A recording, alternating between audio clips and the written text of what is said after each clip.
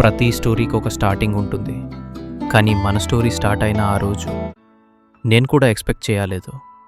యూనివర్సిటీలో చూసి బోర్ కొట్టిన రోజులలోని ఒక్కరోజు మాత్రం వేరే ఫీలింగ్ ఇచ్చింది. అప్పుడే నేను ఇంకా ఒక నార్మల్ కాలేజ్ డే అని అనుకుంటున్నా.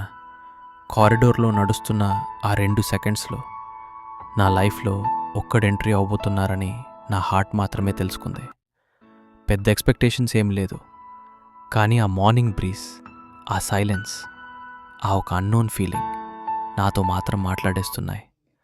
నా జర్నీలో ఇంకా ఒక చాప్టర్ స్టార్ట్ అయ్యే సిగ్నల్ లాగా అప్పుడే క్రౌడ్ మధ్యలో ఒక చిన్న వెలుగులాగా ఆమె కనపడడం మొదలైంది.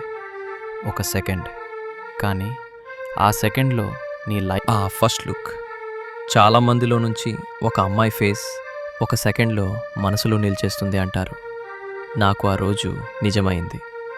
బుక్స్ కిందకి దిగిన ఆ సెకండ్లో మన ఇద్దరి మధ్య జరిగిన ఆ చిన్న టచ్ నాకు ఏం మట్లో చెప్పలేకుండా ఒక పెద్ద ఫీల్నిచ్చింది. ఒక యాక్సిడెంటల్ మూమెంట్లకే కనిపించిన నాతో మాట్లాడిన ఆ సైలెన్స్ ఇంకా ఎక్కువ మాట్లాడింది. ఆ బుక్ని ఇచ్చిన వెంటనే ఆమె చూసిన ఆ ఒక లుక్ నన్నెక్కడో ఫ్రీజ్ చేసింది. ఒక 2 సెకండ్స్ ఐ కాంటాక్ట్ అంటే చాలామందికి నార్మల్ అయి ఉండొచ్చు, కానీ నాకు ఆ 2 సెకండ్స్ నా హార్ట్లో ఎంతోసేపు నిలిచిపోయాయి. ఆమె నవ్వుకున్న ఆ చిన్న స్మైల్ నన్నెంతో రోజుల తర్వాత మళ్ళీ ఫీల్ అవ్వడానికి చేసింది. నాలో జరుగుతున్న ఆ ఫీలింగ్స్కి ఇంకా కొంచెం టైం ఉండాలి అనుకుంటున్నప్పుడే ఫ్రెండ్స్ వచ్చి నన్ను రియాలిటీకి తిరిగి తీసుకెళ్లారు.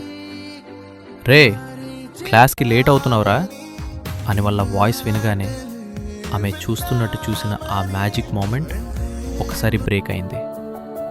ఆమె వెళ్ళిపోయినా కూడా నా ఫేస్ మీద ఆ చిన్న స్మైల్ నా హార్ట్లో మాత్రం పెద్ద ఫీల్ ఇచ్చింది. ట్రైన్లో నిలబడిన ఆ మూమెంట్లో నా జర్నీ మొత్తం ఒకసారి గుర్తుకొచ్చింది.